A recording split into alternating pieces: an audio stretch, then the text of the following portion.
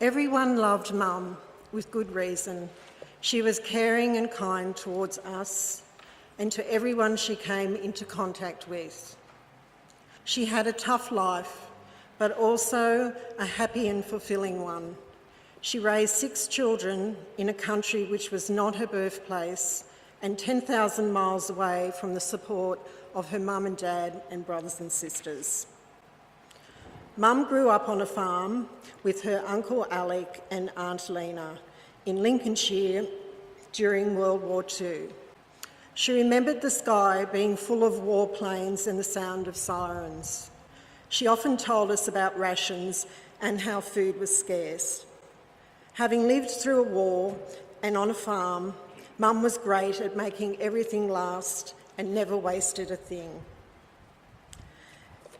As a teenager, Mum was very embarrassed about her large feet and found it very hard to buy nice shoes. As Mum was short, her uncle Alec, who was very helpful, always told her she was turned up a bit too much at the bottom.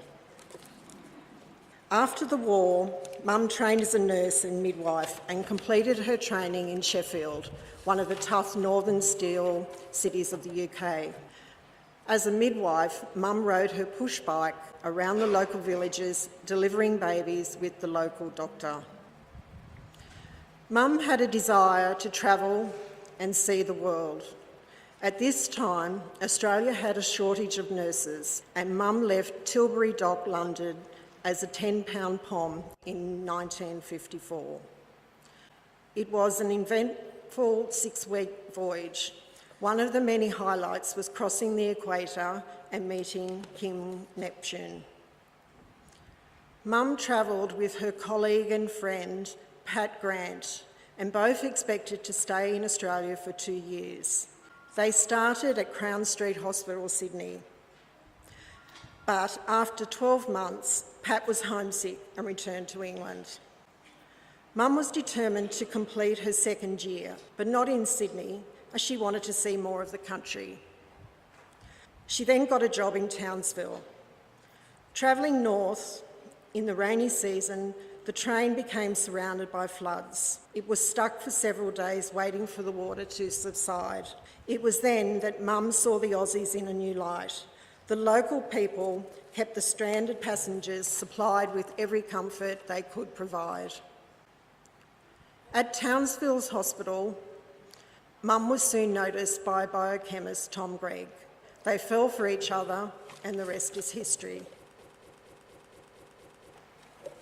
Mum and Dad moved to Tamworth in 1961.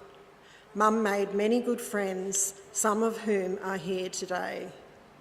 Having 6 children, 5 under the age of 6 at one point, was not easy, and yet Mum was always organised and well prepared. As the family grew, Mum always remembered everyone's birthday, anniversaries and other special days meticulously, and always wanted to know how her grandchildren and great-grandchildren were. Mum always had her priorities right, and she made sure we were top of the list. At one stage, we were all enrolled in different schools, and Mum worked in 5 different tuck shops.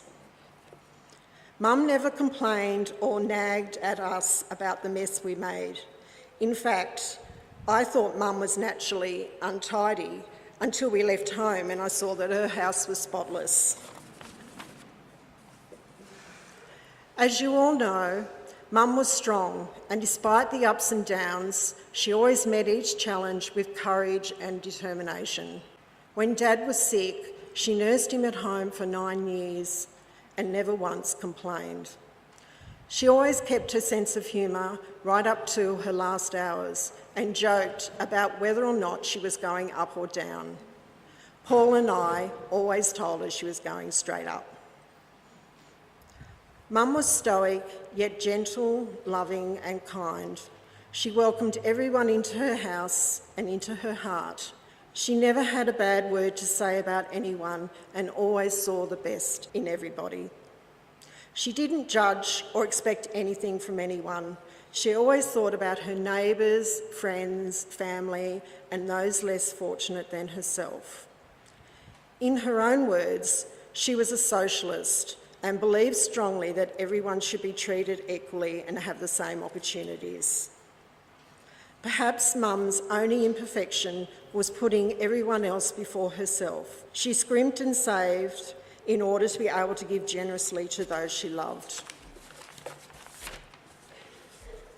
Mum had so many great qualities, just to name a few: kindness, compassion, honesty, generosity, charity, patience, but best of all, just getting on with it.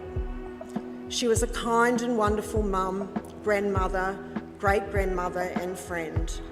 We all love you, Mum, and our lives will never be the same without you, but we will cherish and honour your memory forever.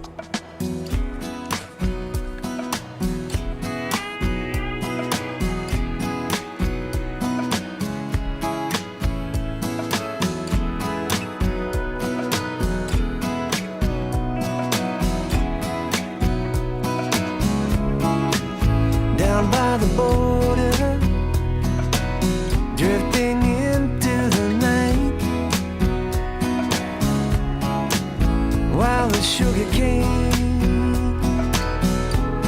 it burns so bright.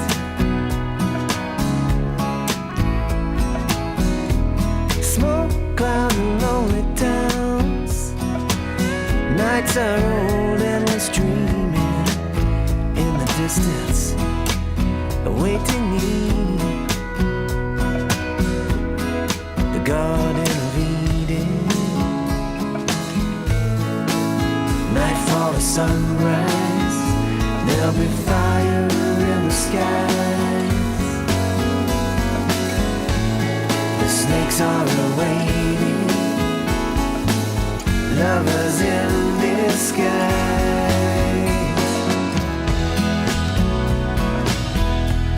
That sugar cane lady, if I could rest my head, that sugar cane lady made my rocky bed.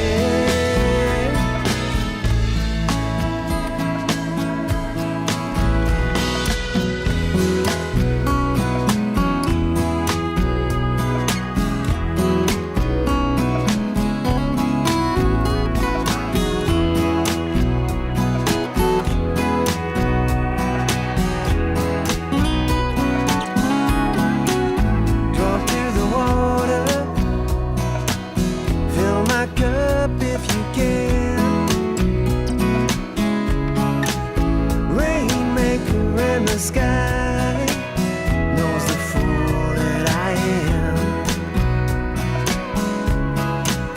Moving cane for $1, any left to spend. Now she wears the dealer's grin. Read up and weep, my friend. Nightfall to sunrise, there'll be fire in the skies. The snakes are awaiting, lovers in disguise.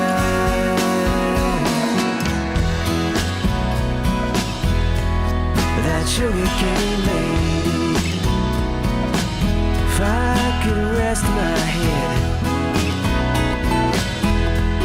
that sugar cane lady